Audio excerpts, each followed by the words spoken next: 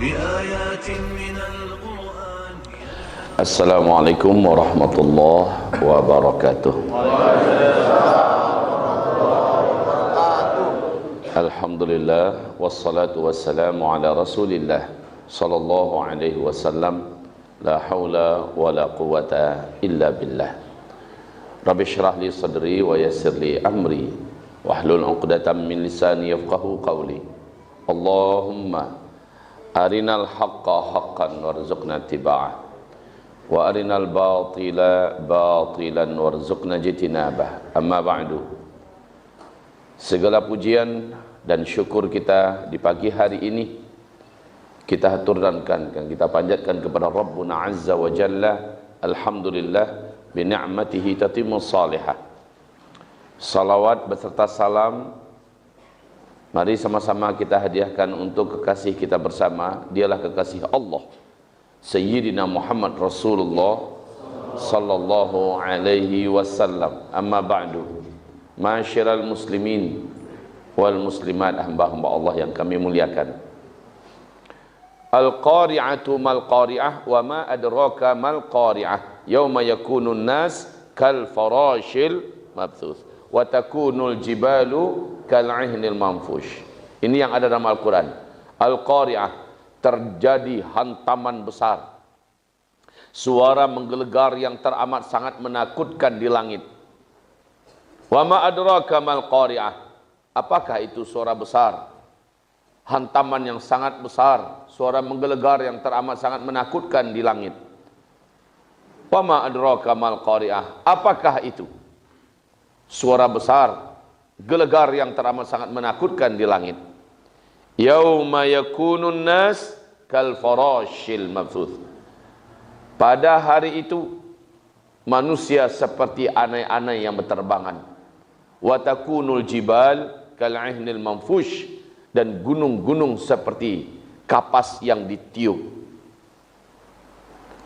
Ternyata itulah kiamat. Kapan kejadiannya? Allah tidak menyebutkan di dalam Al-Quran, Nabi juga tidak menyebutkan dalam hadis. Maka kaum muslimin yang kami muliakan, yang ada dalam Al-Quran adalah baca sama-sama surat Az-Zalzalah. A'udzu billahi minasyaitonir rajim. Bismillahirrahmanirrahim. Idza zulzilatil ardu zilzalaha wa akhrajatil ardu athqalaha wa qalal insanu ma laha yawma idzin tuhadditsu akhbaraha bi anna rabbaka awha laha yawma idzin yasdurun nasu ashtata liyuraw a'malahum faman ya'mal mithqala dharratin khayran yarah wa man ya'mal mithqala dharratin syarran yarah. Allahumma arhamna bil Qur'an wa sadaqallahul azim. Idza zulzilatil ardu zilzalaha. Apabila telah diguncang bumi ini dengan guncangan yang teramat sangat dahsyat. Wa akhrajatil ardu athqalaha. Seluruh yang ada di dalam bumi, dalam perut bumi, keluar muncrat menghantam seluruh daratan. Tsunami dahsyat terjadi, isi perut bumi pun keluar muntah. Wa qala al insanu ma laha. Seluruh manusia nanti berkata, apa ini? Jadi dalam Al-Quran disebutkan akan terjadi nanti gempa yang teramat sangat dahsyat, yang menjadikan tidak ada satupun kehidupan di bumi ini bisa diselamatkan. NASA ahli antariksa, Jepang ahli analisa gempa. Apa yang dikatakan oleh pakar gempa Jepang ini dibenarkan oleh pakar gempa dari Belanda, dari Amerika, dari Perancis, dari Australia. Banyak negara-negara besar membenarkan lebih kurang. Antara 70 sampai 80 tahun yang akan datang akan terjadi gempa maha dahsyat. Oke? Apakah ini kiamat? Jawaban kita adalah Allahu a'lam. Karena Nabi ditanya kapan kiamat, saya tidak tahu, kata Nabi. Maka dengan ini akidah kita semua, kita menolak adanya pernyataan penyampaian tentang ramalan kiamat. Kita tolak itu. Tetapi ketika Nabi ditanya tanda-tanda kiamat, bahwa kalau tanda-tanda ini sudah ada, maka kiamatnya sudah sangat dekat. Jawaban Nabi dengan simple, ada. Apabila Arab mendadak menjadi kaya raya. Singkatnya begitu. Saya kumpulkan beberapa hadis sahih, dan Nabi berkata, apabila Arab mendadak menjadi kaya raya, lalu mereka berlomba-lomba membangun gedung-gedung yang tinggi-tinggi. Sekarang kenyataannya, sejak tahun 1969-an ke atas, sejak minyak bumi ditemukan di negeri Arab, Arab yang dulu negerinya gersang, tandus, gurun Sahara yang luas, dan tidak punya apa-apa yang bisa dibanggakan dan diharapkan. Tiba-tiba minyak bumi ditemukan, maka Arab pun menjadi negara-negara terkaya di dunia. Betul? Coba lihat sekarang. Manakah negara yang pembangunan kotanya tidak ada yang bisa mengalahkan seperti Arab? Arab hari ini ada pada puncak kejayaan dalam masalah pembangunan gedung-gedung tinggi dan yang terbaik di dunia. Gedung tertinggi nomor 1 dunia hari ini adanya di Dubai. Ternyata tingginya 828 meter. Ternyata di Jeddah sedang proses pembangunan gedung yang akan mengalahkan ketinggian yang di Dubai, yang dibangun oleh orang terkaya nomor 1 di Arab Saudi, Pangeran Al-Walid bin Talal. Ketinggiannya 1,2 kilometer. Ada perlombaan membangun gedung-gedung yang tinggi-tinggi. Kata Rasulullah, jika zaman itu sudah kalian temukan, jarak masa antara kalian dengan kiamat itu sudah sangat-sangat dekat.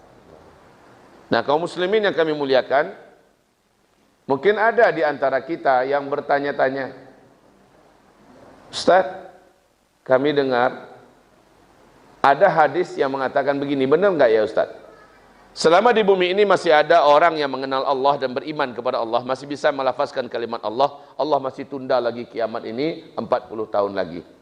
Benar enggak itu Ustaz? Saya jawab, ya benar. Itu memang Rasulullah yang menyampaikan, hadisnya kuat. Lalu kalau begitu berarti Ustaz, kiamat itu lama lagi. Ah, kok begitu? Iyalah Ustaz, jumlah kita sekarang orang Islam di dunia ini lebih dari 1,7 miliar Pak Ustaz. Berarti kiamat itu lama lagi. Oh, begitu. Baik. Dengerin ya. Rasulullah bersabda, tidaklah akan terjadi kiamat sampai muncul terlebih dahulu 10 tanda besarnya. 10 tanda besar kiamat ini harazatun manzumatun fi silk. Yuqta'u silkun yatba'u ba'daha ba'da. 10 tanda besar kiamat ini seperti 10 butir-butir marjan.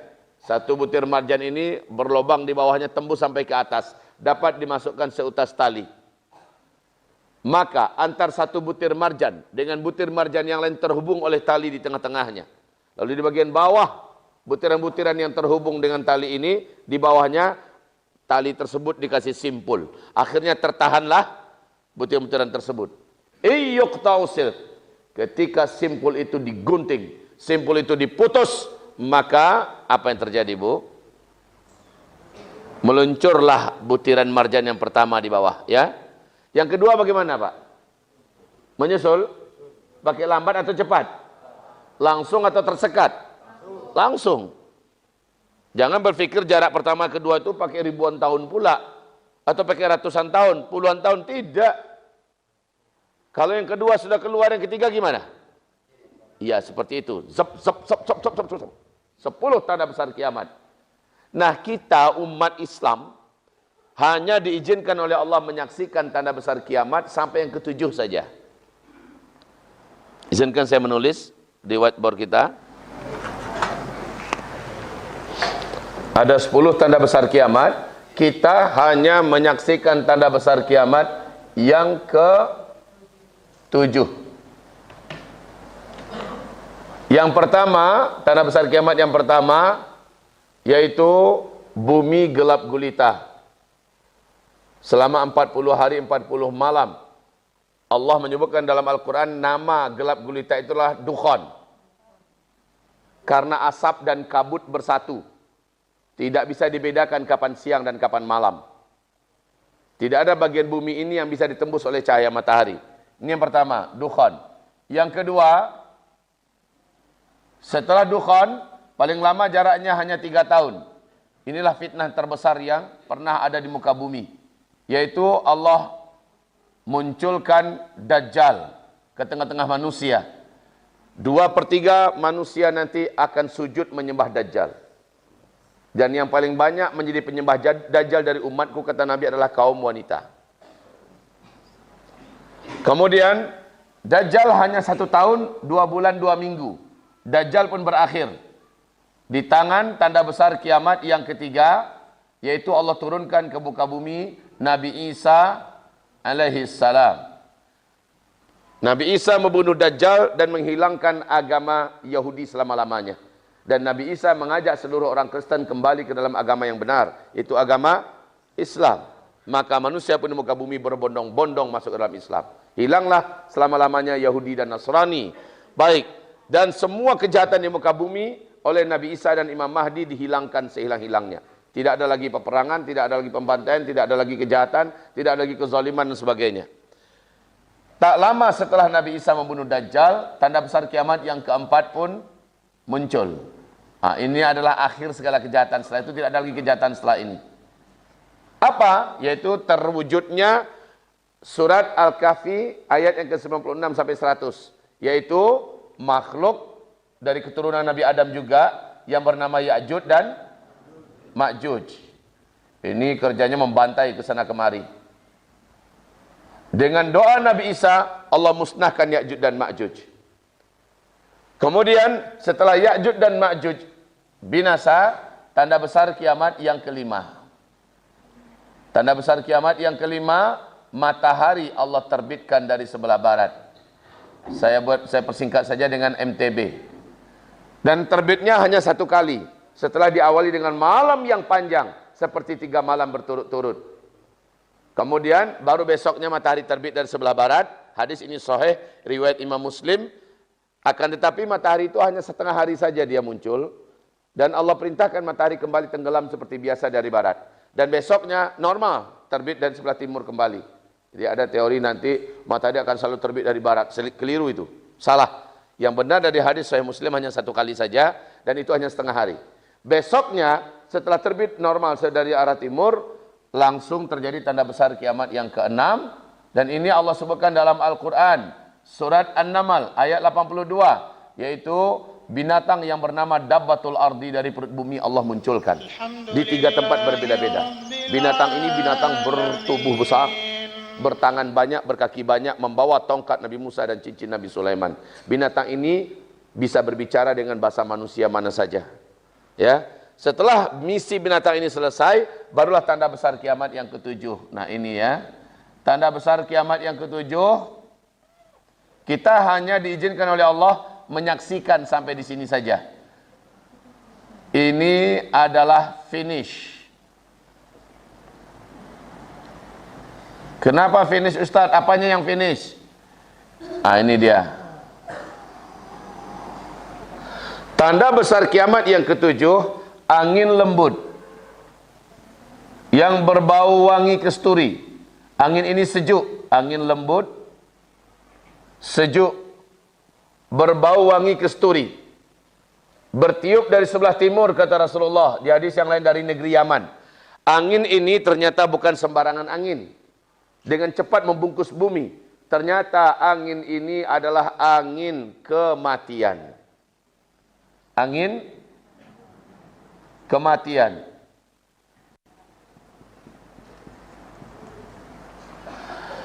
Lembut, sejuk, berbau wangi kesturi. Dan angin ini mematikan. Siapa yang Allah matikan dengan angin lembut dan sejuk berbau wangi kesturi ini? Rasul menceritakan, siapapun saja umatku yang di dalam dadanya ada iman. Walaupun imannya hanya seujung kuku. Ketika angin ini sampai kepada dia, walaupun orang itu ada di gua, ada di pulau, ada di gunung, ada di mana saja di muka bumi ini, di dalam dadanya ada iman kepada Allah. Walau iman hanya seujung kuku.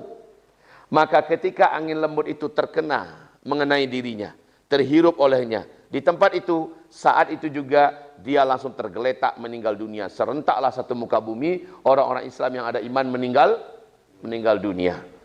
Sejak itu, tidak lagi tersisa di muka bumi ini ada orang yang kenal dengan Allah. Maka yang tersisa hidup di muka bumi adalah sama sekali orang-orang yang tidak kenal lagi dengan Allah Subhanahu wa ta'ala. Nah, mereka lah yang akan menyaksikan tanda besar kiamat yang ke-8, yaitu tenggelamnya bumi sebelah timur, dan 9, tenggelamnya bumi sebelah barat, dan yang ke-10, munculnya api raksasa dari negeri Yaman, dari perut bumi Yaman.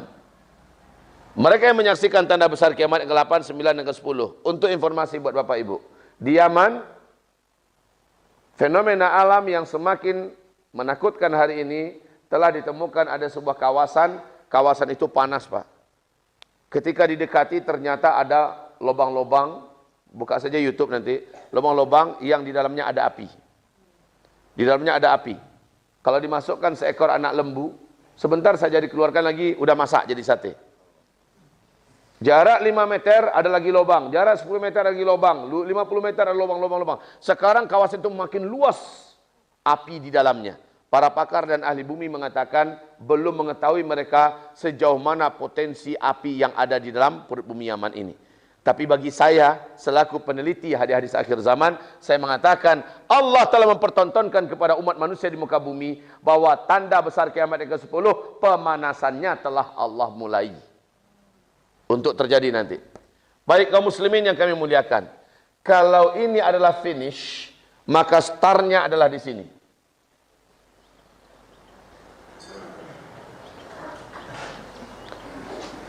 Kapan startnya? Allah utus Nabi besar Muhammad SAW sebagai Nabi dan Rasul. Ini adalah start. Dan Nabi bersabda dari start ke finish dalam hadis sahih riwayat Imam Ahmad, akan kalian jalani 5 fase sejarah. Fase yang pertama yaitu fase nubuah. Umat ini akan langsung dipimpin oleh Nabi besar Muhammad SAW. Fase ini berlangsung selama 23 tahun. Setelah Nabi meninggal, umat ini langsung masuk pada fase yang kedua. Langsung ya, masuk fase yang kedua. Yaitu umat ini dipimpin oleh para sahabat-sahabat Nabi yang mendirikan khilafah Islamiyah dengan konsep kepemimpinan Nabi Muhammad SAW. Nah, ini fase yang kedua. Lamanya kata Rasulullah 30 tahun. Setelah fase ini habis, masuklah umat Nabi Muhammad ini, umat Islam, pada fase yang ketiga. Fase yang ketiga ini yang paling panjang dan paling lama. Lamanya 1227 tahun. Fase ketiga ini, oleh Rasulullah dikatakan, para khalifah pada fase itu menggunakan sistem kerajaan. Ini yang paling lama ya. Fase ini oleh para pakar dan ahli sejarah dikatakan sudah selesai. Yaitu runtuhnya khilafah Islamiyah Al-Utsmaniyah di Turki pada tanggal 3 bulan Maret tahun 1924. Fase ketiga sudah selesai. Masuklah kita pada fase keempat. Ini saya buat panjang sedikit karena kita sedang ada di sini. Bukan berarti ini lebih lama ya. Ini hanya sebentar saja. Ini fase keempat. Saya buat lebih panjang dan lebih besar sebab kita sedang ada di sini.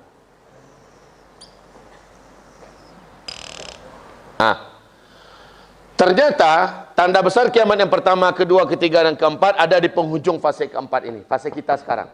Fase ini kata Rasulullah adalah fase mulkan jabariyah, fase para penguasa-penguasa yang berkuasa di mana fase ini tidak ada khilafah Islamiyah. Kalau fase pertama, kedua, dan ketiga, Islam memimpin 2/3 dunia. 2/3 dunia Islam yang pimpin. Dan nanti fase kelima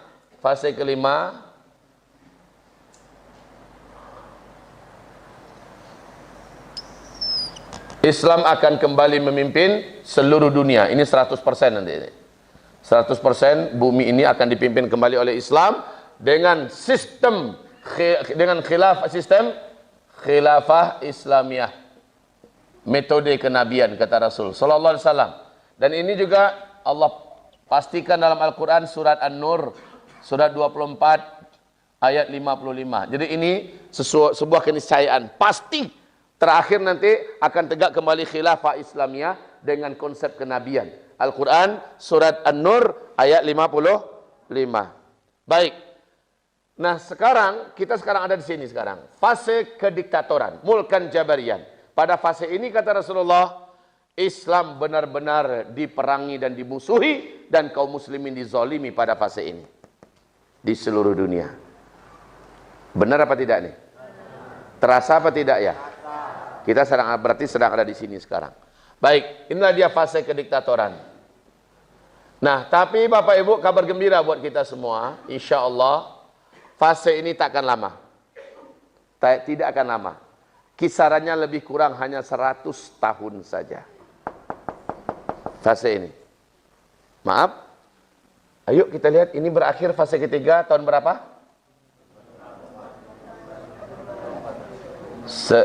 Tanggal 3 bulan Maret tahun 1924. Jika ke depan hanya 100 tahun lebih dan kurang berarti 2000. Ustaz, sebentar lagi akan berakhir ini Ustaz. Berarti kita akan menghadapi ini. Lebih kurang begitulah. Semoga belum ya Ustaz. Amin. Ustaz, semoga meleset ini. Bagus kalau meleset. Makanya kalau ini meleset, ya bersyukur kita. Tugas saya hanya menyampaikan tanda-tanda. Ini ayatnya Bapak Ibu, ini hadisnya Bapak Ibu. Dan tanda-tanda ini sekarang saling tumpang tindih menunjukkan eksistensi dan menampakkan wujudnya. Maka sulit membantah. Contoh, salju turun di Arab. Macam mana membantah? Kalau bukan sekarang zamannya, maka zaman mana lagi salju turun di Arab? Arab menjadi kaya dan dibangun gedung-gedung tinggi-tinggi seperti yang saya bacakan hadisnya tadi. Siapa yang bisa membantah? Sungai Efrat di Irak mengering. Dan George Bush, masih ingat nggak dengan makhluk yang satu ini? Sudah mengumumkan bahwa ditemukan ada potensi emas yang sangat besar dalam perut bumi Irak. Dan itu sudah dihadiskan oleh Nabi Muhammad SAW. Sebelum terjadi kiamat, kering dulu Sungai Efrat. Sekarang udah kering Sungai Efrat, Pak. Kering total. Dan sudah ditemukan ada gunung emas dalam perut bumi Irak. Maka orang akan berperang ke sana nanti. Oke, baik Bapak Ibu yang kami muliakan. Sementara tanda-tanda terjadinya dukhon, Nabi menyebutkan apabila umatku yang memimpin Mekah Madinah maksudnya sudah kegila-gilaan dengan Barat dan dengan Yahudi dan Nasrani. Sekarang Arab Saudi sudah menjadi negara liberal apa tidak? Sekarang Arab Saudi sudah menjadi negara sekuler apa tidak? Sudah sejak Muhammad bin Salman. Maka Nabi mengatakan apabila musik sudah kalian sukai. Muhammad bin Salman mengundang-undang raja-raja musik dari dunia. Dia buat konser-konser musik di seluruh kota-kota di Arab Saudi. Betul? Bahkan di Madinah pun dia buat konser musik. Di Mekah dia adakan konser musik. Masya Allah itu orang. Apabila wanita-wanita penyanyi sudah didatangkan. Dan apabila minuman-minuman memabukkan sudah dipertontonkan. Ini dibuat secara terang-terangan sekarang di Arab Saudi. Maka Nabi mengatakan bumi akan mengalami hantaman meteor. Dan meteor inilah menurut Ibnu Abbas yang akan menimbulkan dukhon. Jadi dukhon ini dihasilkan dari hantaman meteor. Nah ini meteor. Jadi karena judul kita pagi hari ini apa tadi? Bila kiamat sudah dekat. Penekanannya bukan pada huru hara ya. Kalau penekanannya huru hara, saya ceritakan huru hara yang ada di sini. Tapi karena penekanannya adalah masalah kiamat sudah dekat, saya tekankan begini dekatnya kita sekarang dengan kiamat itu. Tapi insya Allah kabar baiknya, orang beriman tak akan pernah menyaksikan kiamat. Alhamdulillah. Kecuali Bapak Ibu ada yang gagal bertahan dari Dajjal. Karena ketika Dajjal keluar 2/3 manusia akan sujud menyembah Dajjal. Nah yang gagal mempertahankan imannya, maka dia tidak akan dimatikan oleh Allah dengan tanda besar kiamat yang ke-7. Berarti dia akan menyaksikan ini. Nauzubillah. Dari start ke finish, berapa lamakah masanya? Oh, Masya Allah ya. Ternyata ini ada pembahasan khusus dari Nabi Muhammad Sallallahu Alaihi Wasallam. Dari start ke finish. Wow, ini keren. Pertanyaannya seperti makalah. Panjangnya macam mana kita nak baca nih?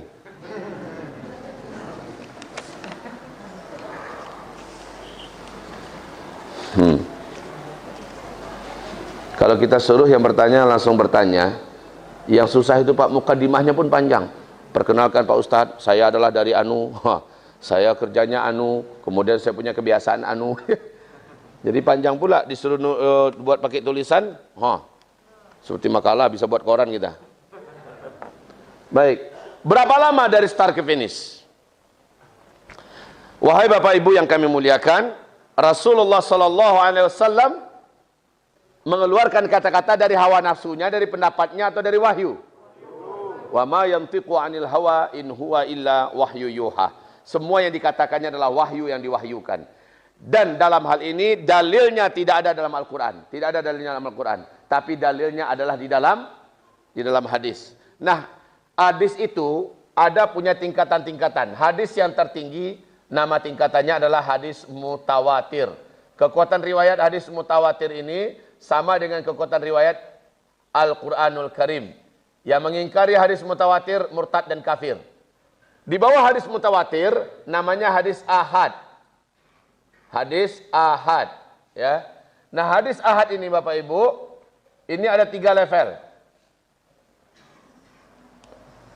Level hadis ahad yang tertinggi adalah namanya sahih. Pernah mendengar hadis sahih? Oh, ini yang paling terkenal nih. Sahih Bukhari, Sahih Muslim dan lain-lain. Di bawah hadis sahih namanya adalah hadis hasan. Di bawah hadis hasan yang paling bawah namanya hadis dhaif.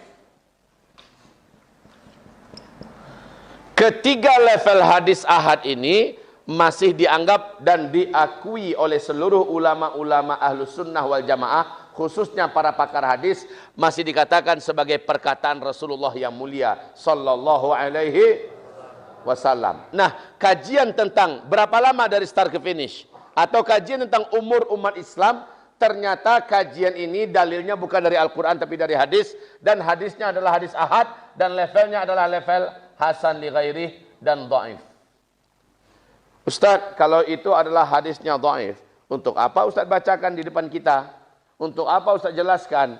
Saya rasanya memiliki kepentingan menyampaikan ini agar kita tidak sembrono terhadap hadis Nabi sallallahu alaihi wasallam. Walaupun hadisnya hadis dhaif. Masih perkataan Rasulullah apa tidak? Itu yang perlu diingat dulu. Masih perkataan Rasulullah apa tidak? Yang wajib ditolak itu hadis palsu, hadis maudhu', hadis mungkar, hadis la aslalah yang enggak jelas sumbernya dari mana, itu baru ditolak. Tapi kalau hadisnya sahih, hasan, dhaif, wong seluruh ulama ahli hadis sepakat mengatakan masih perkataan Rasulullah kok. Ya kan? Hanya saja berkaitan dengan hadis dhaif ada adabnya. Adabnya itu 8. Ringkas saja nih. Adab yang pertama, kalau hadis dhaif diceritakan kepada orang-orang yang mendengar, wajib menyampaikan pada mereka status hadis ini bahwa hadisnya dhaif. Itu adab yang pertama. Supaya orang-orang tidak merasa ketipu, supaya orang tidak merasa ini adalah hadis yang sahih. Yang kedua, hadis dhaif tidak boleh dibina di atasnya akidah dan keyakinan. Itu adab yang kedua. Yang ketiga, hadis dhaif ini ngerekam enggak ya? Karena saya ragu rekaman kita ini enggak secespleng orang-orang dulu. Ya. Oke, ini ada rekaman ini. Bagi yang punya rekaman sekarang masih sempat kok. Yang ketiga, hadis dhaif tidak boleh dijadikan sebagai dalil dan hujjah dalam urusan usuluddin. Urusan pokok agama, nggak boleh dalilnya dari hadis dhaif. Yang keempat, hadis dhaif. Hadis dhaif. Jika bertentangan dengan hadis di atasnya, yaitu bertentangan dengan hadis hasan, apalagi hadis sahih, apalagi mutawatir, hadis dhaif langsung tidak dianggap. Abaikan hadis dhaif kalau dia bertentangan dengan yang di atasnya. Yang kelima, hadis dhaif bisa dijadikan dalil, dapat diamalkan, bisa dijadikan hujjah apabila dalam urusan fadilah amal. Siapa yang melaksanakan sholat ini 2 rakaat di waktu ini, maka Allah akan berikan untuknya ini dan kelebihan ini. Ternyata hadis yang dhaif, sah, amalkanlah itu. Pahalanya akan Allah berikan kepada kita. Dalam urusan fadilah amal atau fadail amal, maka hadis dhaif sepakat seluruh ulama hadis bisa dipakai untuk urusan, untuk dalil dan hujahnya bisa dari hadis dhaif. Kitab Fadilah Amal. Di dalamnya memuat ada hadis sahih, hadis hasan, hadis dhaif, dan itu benar, sah. Dalam urusan fadilah amal, dalam urusan motivasi amal, hadis dhaif bisa jadi dalil dan hujah dan bisa diamalkan. Begitu ya. Ini adab yang kelima. Adab yang keenam. Nah, yang keenam ini ada A, ada B. 6A.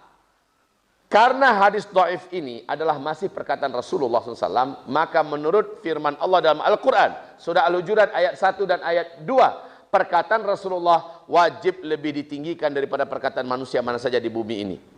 Oh, ternyata berkata Kiai Haji Anu, Buya Anu, Ulama Anu, Habib Anu, Ustadz Anu, Da'i Anu berkata dalam satu masalah ya, tiba-tiba muncul hadis Nabi, qala Rasulullah, hadisnya ternyata dhaif.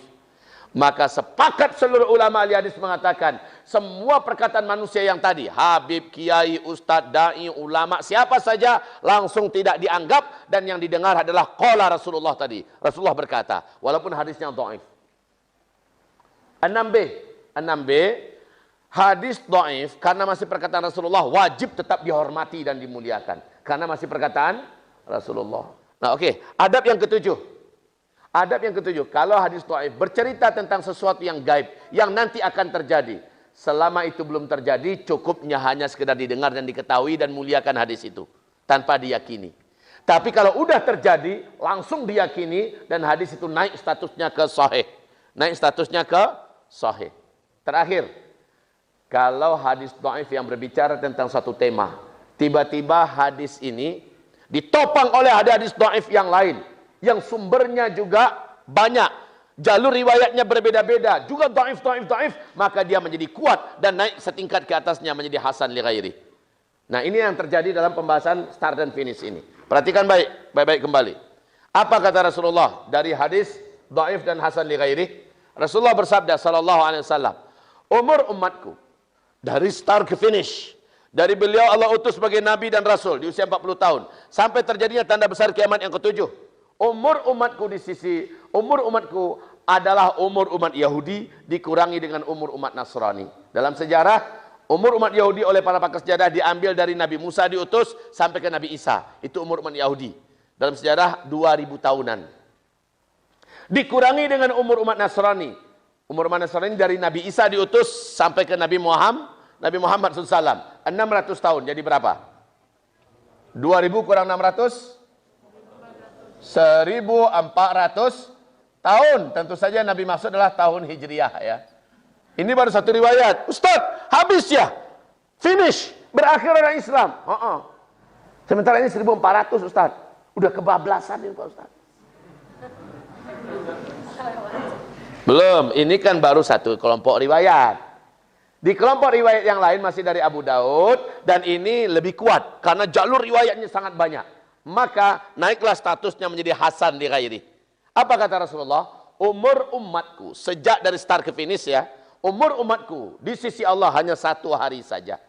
Lalu Allah menambahkan untuk umatku setengah hari lagi. Semoga umatku tidak menjadi lemah sebab Allah menambahkan untuk mereka setengah hari lagi. 1 hari tambah setengah. 1 hari di sisi Allah berapa lama kita menghitung di dunia? 1000 tahun ya. Oke, dalilnya ada tidak? Surat apa? Surat Sajadah 5. Kalau begitu 1 hari tambah setengah, jadi berapa? 1500. Sekarang ada 2 kelompok riwayat ya. 1400 satu dengan 1500. Mana yang benar nih di antara 2? Ternyata ini adalah domainnya para ulama ahli hadis. Ulama ahli hadis menjelaskan bahwa umur umat Nabi Muhammad ini adalah antara 1400 tahun Hijriah ke 1500 tahun Hijriah paling lama. Nah ini, demikian. Wow. Sekarang sudah 1441 Hijriah. Yuk kita rinci lagi. Dan saya lebih suka dengan redaksi bahasa dari Syekh Al-Hafiz Imam Ibnu Rajab Al-Hambali. Apa kata beliau? Umur umat Nabi Muhammad dari start ke finish itu adalah lebih dari 1400 tahun Hijriah, tapi tidak akan lewat dari 1500. Ini redaksi bahasa yang paling ideal. Lebih dari 1400 tapi tidak akan lewat dari 1500. Yuk kita ambil angka aman. Yang mana angka aman? Angka mentok. Sebab ada sebagian yang nekat mengatakan 1476 Hijriah umat Islam sudah habis. Ada yang mengatakan 1477 Hijriah, seperti Imam Suyuti pernah melafazkan kalimat itu.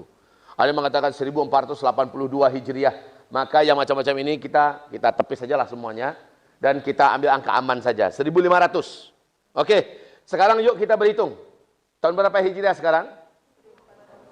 1441 Hijriah. Hijriah itu ngitungnya sejak kapan ya? Sejak beliau Muhammad dari Makkah ke Madinah, mulai start menghitung tahun Hijriah. Menghitung umur umat Nabi bukan sejak Nabi hijrah, tapi sejak Allah utus beliau sebagai Nabi dan Rasul. Dan itu berarti di Mekah beliau sebelum hijrah ada 13 tahun, ya kan? Tinggal nambahkan 13 ke 14 41, betul tidak? Tambahkan lagi 13 di sini. Hasilnya berapa? 1454. Ini hitungan yang udah jalan ya, kalau dihitungkan hitungan Hijriah. Ini yang udah jalan, 1454. Oke, sekarang kita ambil angka yang paling aman. Angka yang paling full. Yaitu full saja, 1500. Tinggal dikurangi 1454. Berapa lagi sisa umat Islam hidup di bumi ini? Paling lama adalah 46 tahun lagi hitungan Hijriah ke depan. Ya Allah, udah dekat apa? Udah dekat apa masih lama? Oke, sekarang Nabi mengatakan setelah habisnya ini Allah akan panjangkan lagi, Allah akan sisakan lagi umur dunia ini 40 tahun lagi. Kan begitu hadisnya tadi, 40 tahun lagi. Oke. Wahai Bapak Ibu yang kami muliakan, sementara ini angka mentok. Hampir sama enggak dengan analisa NASA tadi yang mengatakan akan ada hantaman 80 tahun yang akan datang? Hampir sama tidak? Dengan pakar gempa Jepang yang mengatakan juga hampir sama Bapak Ibu. Ilmu yang sesungguhnya serahkan pada Allah. Allahu. Nah, tanda-tanda yang disebutkan Nabi itu nyata ada di zaman kita seluruhnya. Baik Bapak Ibu yang kami muliakan, melihat ini sudah sangat dekat. Melihat ini sudah sangat dekat dan menuju kepada tanda-tanda besar kiamat yang pertama, kedua, ketiga dan seterusnya. Kita sedang menyaksikan sekarang sebuah tontonan yang mengerikan, melaju dengan kecepatan yang maksimal saat ini Pak. Di mana-mana terjadi tanda-tanda itu. Supaya apa? Supaya umat ini bersiap-siap. Setelah kita mendengarkan begini, siap-siap. Jangan lagi egois lah. Jangan lagi menonjolkan dirilah yang paling benar, kelompok kita yang paling lurus. Jangan lagi memutuskan tali silaturahim. Jangan lagi meneruskan kebiasaan menghalalkan segala cara demi memperbanyak duit dan harta. Seolah-olah akan mencari untuk 7 turunan, padahal udah dekat ini Iya kan? Bapak Ibu, karena sekarang ini coba kita lihat, orang betul-betul tidak peduli halal atau haram, pokoknya duitnya banyak. Asetnya luas, pokoknya jabatannya tinggi, pokoknya dia terkenal. Tidak peduli, dan itu memang Nabi mengatakan semakin dekat kiamat, umatku banyak yang tidak lagi peduli. Makanan yang dimakannya, minum yang diminumnya, harta yang dikumpulkannya. Aminal halali, aminal haram. Apakah dari yang halal atau dari yang haram? Pokoknya dia dapat. Inilah fakta yang terjadi sekarang ini. Nah, semakin dekat kiamat, perintah Allah Subhanahu wa taala yang selamat pada masa itu adalah orang yang imannya kuat, amal solehnya banyak. Itulah orang yang akan selamat. Imannya kuat, amal solehnya banyak. Saya bertanya, mohon Bapak Ibu, ini orang-orang jujur semua nih, jawab. Bapak Ibu udah kuat imannya apa belum? Udah banyak amalnya apa belum? Mau selamat apa enggak? Caranya gimana? Iman enggak kuat, amal enggak banyak, tapi mau selamat. Sementara Allah menyebutkan dalam Al-An'am ayat 158, surat apa? Al-An'am ayat 158, orang yang akan dijaga, yang selamat di akhir zaman adalah orang yang imannya kuat, amal solehnya banyak, mereka lah yang akan selamat. Bapak, saya ulangi sekali lagi, Bapak udah kuat imannya? Ibu sudah kuat imannya? Ibu sudah banyak amalnya belum? Bapak sudah banyak amalnya? Mau selamat? Terus caranya gimana? Syarat selamat, iman kuat, amal banyak. Tapi kita selama ini masih pelit untuk agama Pak. Masih pelit. Waktu kita untuk sholat pun udah masbuk-masbuk. Enggak prioritas bagi kita sholat ini, belum. Kita pun baru pakai jilbab kalau untuk ke pengajian. Nah di luar sana masih biasa orang melihat aurat kita. Yang komunitas ini. Yang laki-laki ya Allah bahkan sholatnya di rumah seperti kata bapak kita tadi. Banyak laki-laki solehah. Perintahnya sholat itu ke masjid berjamaah. Lah ini orang sholatnya di mana? Di rumah. Yang di rumah itu sholatnya ibu-ibu, baru wanita solehah. Tapi laki-laki sekarang banyak laki-laki solehah. Coba lihat, banyak bapak ibu habiskan umur dalam rangka mencari duit. Beli tanah, buat perluas rumah, buat villa, buat anu. Padahal semuanya akan ditinggalkan. Ketika ada pemungutan dana, ketika ada pengumpulan harta, buat kepentingan agama Allah, 10.000. Masih banyak uang recehan. Saya sudah keliling Indonesia. Dan senantiasa dalam ceramah saya mengumpulkan dana untuk pembangunan pesantren kami yang terus membangun. Bapak Ibu, ada orang yang tega masukkan uang recehan Rp1.000 bahkan 500 rupiah, tang bunyinya. Ini udah akhir zaman, amalannya masih 1.000. Ya Allah ya Rabb. Padahal untuk parkir aja berapa? Untuk ke WC berapa? Masya, mau masuk surga dengan 2.000? Sementara untuk traktir kawan sekali duduk makan bisa 100.000. Traktir kawan sekali duduk makan bisa 50.000. Bahkan ada yang tidak sungkan-sungkan, tidak malu-malu, 500.000, 1 juta. Traktir teman-teman makan. Lalu kenapa untuk agama Allah yang juga tabungan pribadinya pelit? Semakin dekat kiamat, umatku semakin kikir dan bakhil untuk agama Allah, kata Rasulullah sallallahu alaihi wasallam. Nah, kalau ada yang berani mengeluarkan dalam jumlah yang fantastis, jumlah yang banyak, menandakan dia adalah umat Nabi yang istimewa di akhir zaman. Karena Nabi mengatakan pada masa itu, yaitu fase keempat, umatku semakin lama imannya semakin kuat. Adalah iman-iman umat Nabi Muhammad SAW yang amal solehnya banyak. Ya, jadi Bapak Ibu sekarang ada di posisi mana? Allah lah yang akan bisa menjawab. Kalian timbanglah besar atau kecilnya iman kalian, ringan atau beratnya amal kalian dengan keberanian kalian dalam berinfak dan bersedekah untuk agama Allah. Finishingnya begini, ini adalah kunci. Alhamdulillah Bapak Ibu bisa bertahan sampai sejam ini. Wahai Bapak Ibu yang kami muliakan, setelah mendengarkan kajian ini, hilang nggak semangat hidup Bapak Ibu melihat masa depan? Yang benar. Ada sebagian yang pesimis, Bu. Saya mau jual semua aset-aset saya. Kayaknya nggak usah lagi berkembang, berusaha. Saya mau yang PNS, saya mau resign aja. Saya mau fokus ibadah. Ada yang berpikiran negatif begitu, Pak? Saya mau rencana saya sih mau berangkat haji, mau daftar. Tapi kalau udah dekat kayak gini, rasanya percuma aja. Ini 25 tahun lagi baru berangkat haji. Atau si bapak panggil anaknya, nak, kau tahun ini tamat SMA kan? Iya. Kau dengar pengajian tadi, udah dekat? Betul Pak. Masih mau kuliah? Enggak Pak, bagus. Kita fokus ibadah ya nak ya? Iya Pak. Yang mau nikah, rencananya bulan Desember mau nikah nih. Ternyata setelah dengar pengajian ini, buat surat ke calon mertua dan calon istri. Mengingat kiamat udah dekat. Maka kalau memang ada jodoh, akad nikahnya di surga aja. Di dunia ini sekarang kita fokus ibadah dan berjuang.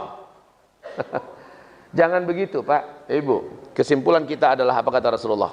Besok kiamat terjadi. Besok. Hari ini masih ada 1 butir biji kurma di tangan kamu yang bisa kamu tanam.